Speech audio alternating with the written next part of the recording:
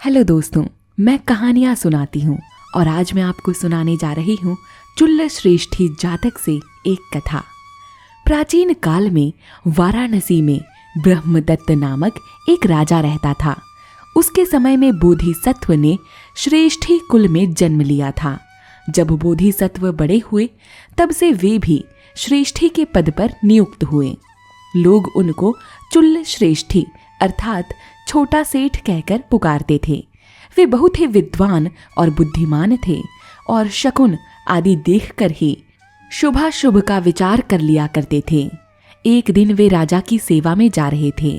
मार्ग में उनको एक मरा हुआ चूहा दिखलाई दिया।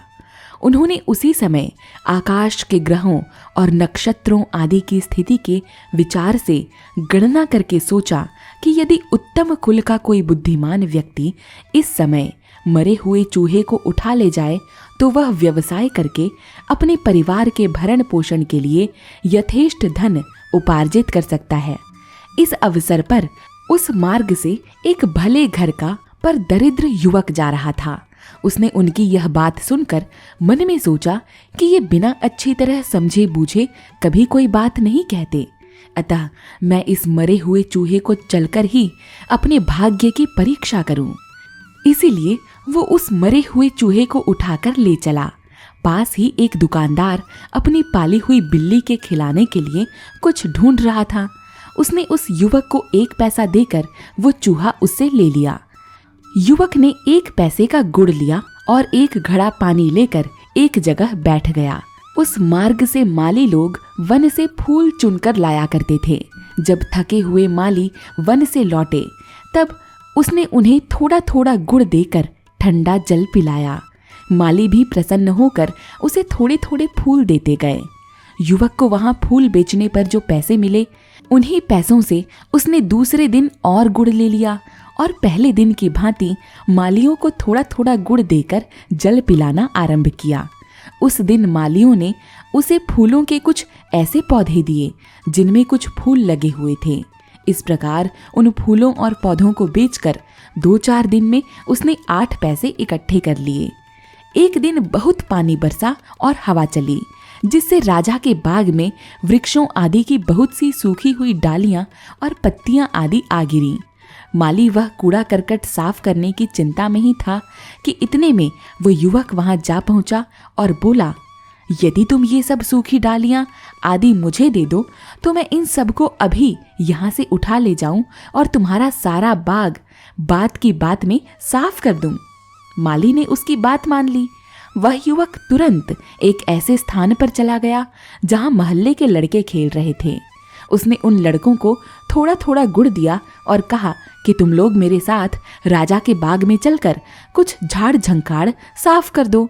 लड़के गुड़ पाकर बहुत प्रसन्न हुए और उन्होंने बाग का सब झाड़ झंकाड़ साफ करके बाहर एक जगह उसका ढेर लगा दिया। उस दिन राजा के कुम्हार के घर जलाने के लिए ईंधन नहीं था। वह अपना चूल्हा सुलगाने के लिए ईंधन लेने निकला था। उसने उस युवक को 16 पैसे और कुछ हांडियां आदि देकर उससे डालियों और पत्तों का वो ढेर ले लिया। अब उस युवक के पास 24 पैसे हो गए। उसने एक और उपाय सोचा। उन दिनों वाराणसी में 500 घसियारे रहते थे जो जंगल में घास खोदने जाया करते थे। युवक नगर के बाहर एक स्थान पर पानी के कई घड़े भरकर बैठ गया और उन घसियारों को पानी पिलाया। घसियारों ने प्रसन्न होकर उससे कहा कि यदि तुम्हारा कोई काम हो तो बतलाओ, हम लोग कर दें। युवक ने उत्तर दिया, अच्छा, जब समय आवेगा तब मैं कहूँगा। उस समय उस युवक की 2 व्यापारियों के साथ बहुत मित्रता हो गई। उनमें से एक स्थल में ही रहकर व्यापार करता था और दूसरा जलमार्ग से व्यवसाय करता था। एक दिन स्थल के व्यापारी ने उससे कहा, कल एक व्यापारी 500 घोड़े लेकर यहाँ आवेगा। यह समाचार पाकर उसने घसियारों से कहा, कल तुम सब लोग मुझे 1-1 पूला घास देना और जब तक मेरी सब घास ना बिक जाए तब तक तुम लोग अपनी घास ना बेचना। घसियारों ने उसकी बात मान ली। दूसरे दिन जब वह घोड़ों का व्यापारी नगर में आया तब उसे कहीं घास न मिली। अंत में उसने युवक से 1000 पैसे देकर सब घास ले ली। इसके कुछ दिनों बाद उस युवक को जल मार्ग के व्यापार से पता लगा कि बंदरगाह में एक बड़ा जहाज माल लेकर आया है। उस समय उसने एक और उपाय सोचा। उसने तुरंत एक गाड़ी किराए पर ली और उस पर चढ़कर बहुत ठाठ से बंदरगाह में जा पहुंचा। वहां उसने अपने भाव-ताव ठीक करके उस जहाज का सारा माल ले लिया।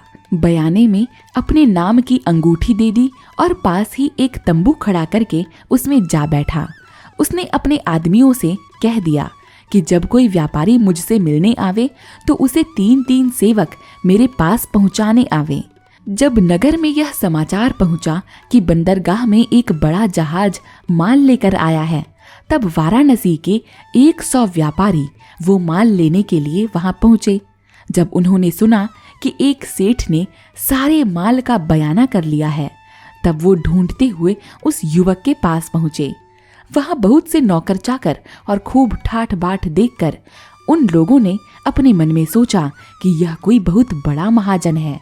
एक एक करके सब व्यापारी उस युवक से मिले। उन सब ने जहाज के माली से एक अंश पाने के लिए अपने अपने लाभ में से उस युवक को 1,000 रुपया देना मंजूर किया। इसके उपरांत उस युवक का जो अंश बच रहा वह भी उन सब ने नफे के 1,000 रुपये देकर ले लिया। इस प्रकार वह युवक 2 लाख रुपये लेकर वाराणसी लौट आया। अब उस युवक ने सोचा कि बोधिसत्व के परामर्श के अनुसार काम करने से ही मेरा इतना भाग्य चमका है, अतः वह कृतज्ञता प्रकट करने के लिए 1 लाख रुपये भेंट करने के निमित्त उनके पास पहुंचा। बोधिसत्व ने उससे पूछा, तुम्हें इतना धन कैसे मिला? इस पर उस युवक ने आदि से अंत तक अपनी सारी कथा कह सुनाई। सब बातें सुनकर बोधिसत्व ने सोचा कि इस बुद्धिमान युवक को अपने ही पास रखना चाहिए। उन्होंने उसके साथ अपनी कन्या का विवाह कर दिया। बोधिसत्व को और कोई संतान नहीं थी, इसलिए उनकी सारी संपत्ति का अधिकारी भी वही युवक हुआ। जब बोधिसत्व अपने कर्मों का फल भोगने के लिए शरीर त्याग कर दूसरे लोक में गए, तब वह युवक वाराणसी का महाश्रेष्ठ ही हो गया। इस प्यारी सी जातक कथा को सुनने के लिए आपका धन्यवाद। कहानी पसंद आई हो तो चैनल को सब्सक्राइब जरूर कीजिएगा। Thank you. Bye bye.